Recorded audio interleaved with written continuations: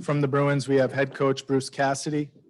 Media, please raise your hand if you have a question. We'll start with Steve Conroy from the Boston Herald. Bruce, why do you think this game got away from you so badly, and what was the most disappointing part of the performance tonight? The response, obviously, the first period we were fine. I think if you look at all the numbers, pretty even period. Obviously, a couple of breaks didn't go our way, a couple of questionable calls in my estimation, obviously, didn't help. And then you're chasing the game, Steve, and that's tough, 3 and 4. No excuses, but it's tough. You get behind in this league against a good team, it's hard enough to catch up. Now you're talking about I just think if you look in the regular season, when you're playing 3 and 4 back-to-backs, there's not a lot of comebacks. It's going to be especially magnified in the playoffs. But clearly after that, we lost our composure at times and didn't do enough to get back in the game. You know, you kind of got to bear down and win the next start of the second period, the 10 minutes. And we weren't able to do that, sort of tilt the ice back and on our favor, and they took full advantage of the opportunities given to them in the first period and after, for that matter. So then it gets away from you, and I think, you know, then you're just starting to build your game for Game 4 more than anything. Matt Porter, Boston Globe. Bruce, how was Dan Vladar after this game, during this game? What did you see out of him?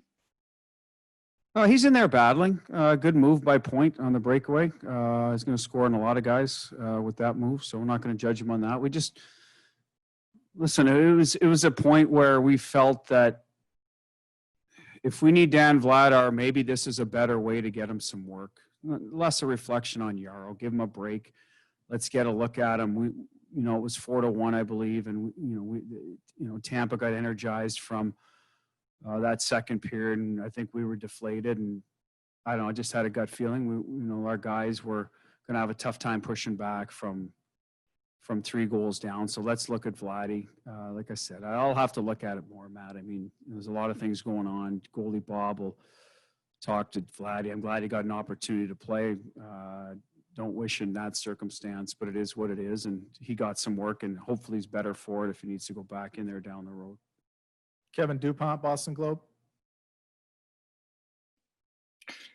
Bruce, around the country today, a lot of leagues and teams didn't play Major League Baseball because of the racial unrest in Wisconsin. The NBA, WNBA, MLS, NHL decided to play. Your thoughts on that? And also within your room, was there any discussion? Because you folks put out a statement before the playoffs about siding with Black Lives Matter.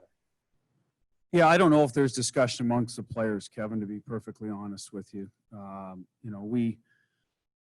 think we, as an NHL, have voiced our opinion. We support the NBA and their players and their decision tonight. We'll continue to fight for social justice and anti-racism. And I think the Bruins have been, quite clear in their position on that, and the players, for that matter. So, but as for playing the game, I think then it goes to a higher authority than me. So probably a better question to the players if they felt that that was something they discussed. Emily Benjamin, NHL.com. Hey, Bruce, you mentioned that goalie Bob talked to Dan Vladar. Do you know what message he imparted, and is there anything you'll say or that you'll talk to him maybe tomorrow or when you see him next? No, I'll ask him, how he obviously, like a lot of guys' first game, it's different circumstance. Ask him how he felt, what he thought. But Bob's the one who will critique his game. That's his area of expertise, and I'll stay out of it. For me, it's a little bit about, let's get Yarrow the whole team a day off, but Yarrow a day off, get him back in there Friday, and let's be better in front of him and fix our game more than worry about Dan. Like I said, Bob will critique that. They'll go over it. He always does with every goalie through the good and bad, and then we'll move forward. Jimmy Murphy, Boston Hockey Now. Coach, just following up on Dupe's question there.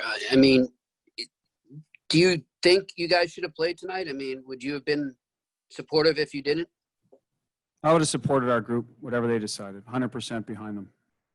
We have time for a couple more for Coach. Matt Porter, Boston Globe. Matt, go ahead if you have a follow-up. Do you think this was more structure or effort? I'm curious kind of what you think on both of those fronts. Structure on what, Matt? Can you be more On your specific? part, breakdowns and things that you can fix from a coaching perspective, or if this was just one that just kind of got away and spiraled. A little bit of the first periods, I mean,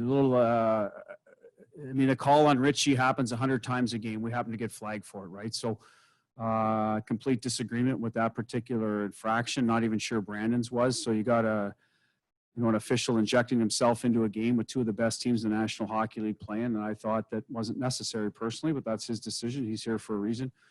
Second goal, I mean, come on. I mean, the linesman just runs our D out of room. Like it's a free pass to the net. Good for Yanni Gord for taking advantage of a break given to him. But I mean, when do you see that play happen in the National Hockey League? So all of a sudden you're two down and, we need to kill a penalty, obviously better. Our penalty kill let us down tonight. It's been terrific all year.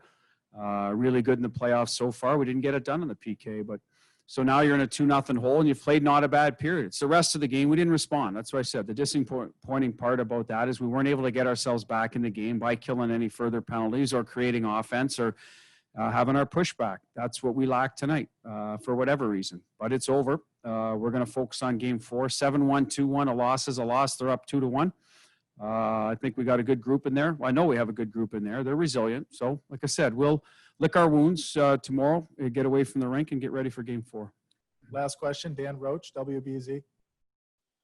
Yeah, Bruce, just to follow that up a little bit, but just kind of what you expect from this group and how they respond, which they've done many, many times. Is there much need to say much, or you just kind of put this one behind you and move forward? Well, I think you got to say something. You can't just throw it out.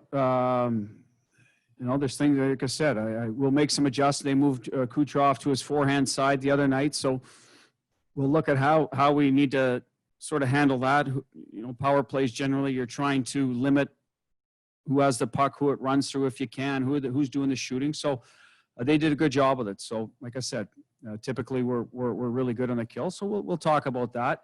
5-on-5, how we can obviously generate more offense. We talked about it before. We want to get our D involved a little more, find ways to get pucks through to the net. So that's an area we can talk about. We've got guys in the middle of the lineup. We challenge Dan to be better, to drive the bus on a night like tonight where young legs matter.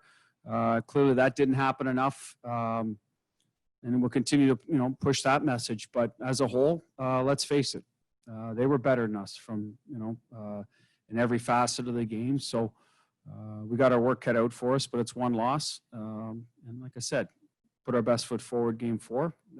Try to even the series then by playing a lot better and a lot smarter. Coach, thanks for your time. Thank you.